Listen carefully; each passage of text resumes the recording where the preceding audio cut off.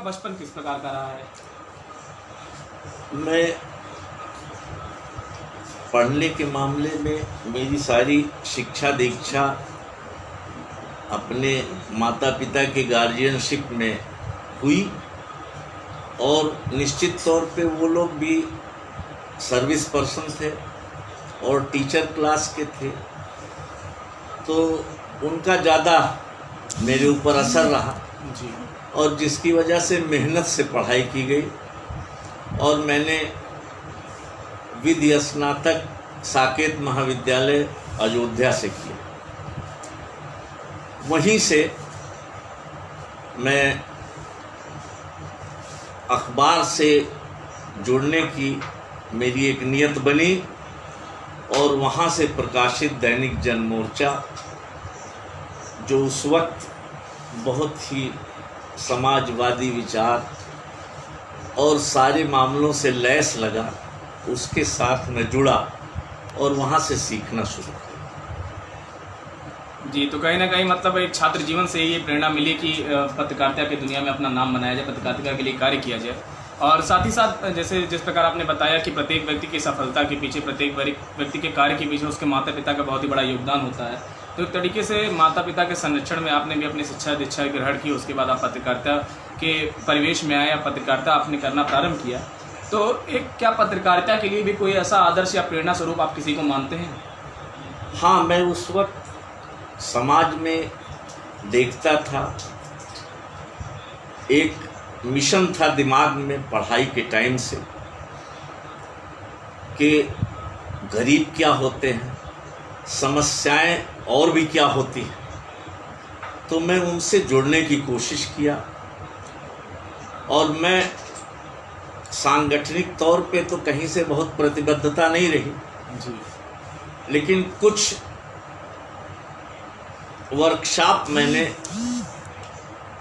Student federation के साथ मैंने किया और वहाँ से एक दिमाग और बना कि वाकई हमारी ज़रूरत उस तबके को है, वहाँ हम जाना चाहिए, जिसके लिए सरकारें भी रोज़ कहा करती हैं कि उस अंतिम व्यक्ति के चेहरे पे मुस्कान लाना हमारा उद्देश्य है।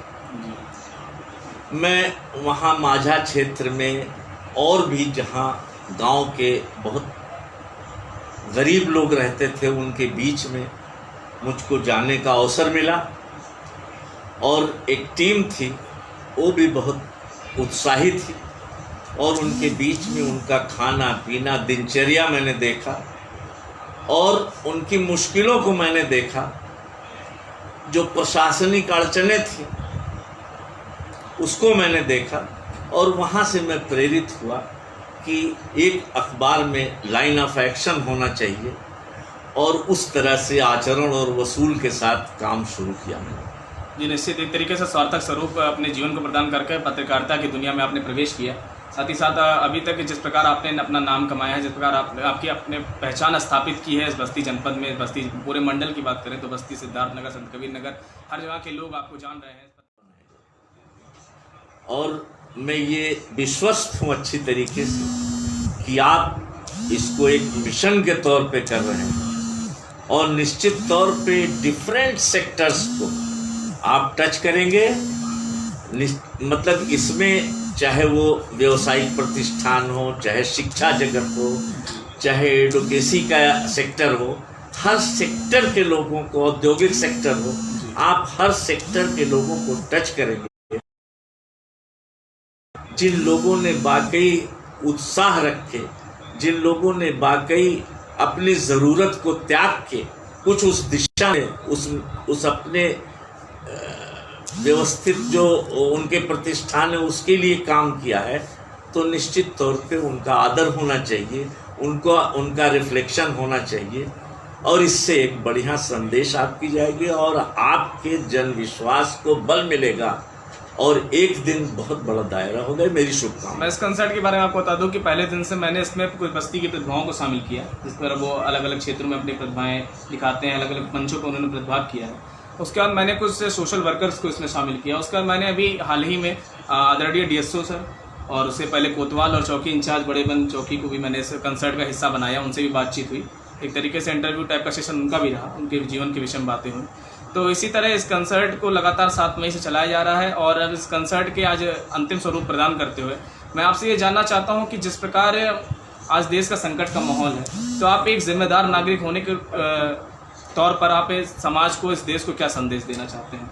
पहले मैं एक संदेश आपके इस जो प्रतिष्ठान है जो शुरू किया आपने, इसके प्रति मैं देना चाहता हूँ। जो बात रह गई थी जी अगर आपने प्रशासनिक अमला का भी मामला शुरू किया है, जी जी है ना, प्रशासनिक मामला जो शुरू किया है आपने, उसमें मैं चाहता हूँ कि आप विषय वस्तु को लेके बीच में जाएं। जी विषय वस्तु इस वक्त बहुत ही बर्निंग है कि जिनके पास अधिकार है जी और सामाजिक जिम्मेदारियां हैं, क्या वो इसका निर्वहन कर पा रहे हैं? या जिनके पास अधिकार है उनके अंदर कुछ अहम की भावना हो गई और उस अधिकार का प्रयोग वो अन्यथा कर रहे हैं। जी ये एक ज़रूरी पहलू है।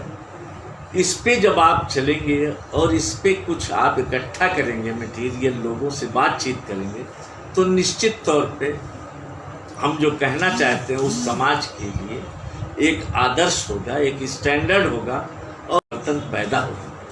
एक पॉजिटिविटी के लेकर एक बहुत अच्छा संदेश आपने दिया। आपसे ये जो संदेश मैं प्राप्त करना चाहता हूँ कि आप इस देश के प्रति इस समय जो संकट का माहौल है उसमें आप लोगों से क्या अपील करना चाहते हैं, क्या संदेश देना चाहते हैं? मेरा अपने साथियों से, अपने समाज के लोगों से, आम लोगों से, देशवासियों से मेरा निवेदन है कि वो अपने सेहत का व्यक्तिगत रूप से ख्याल करें और बताए हुए प्रिवेंशन पे पूरी तरह अमल करें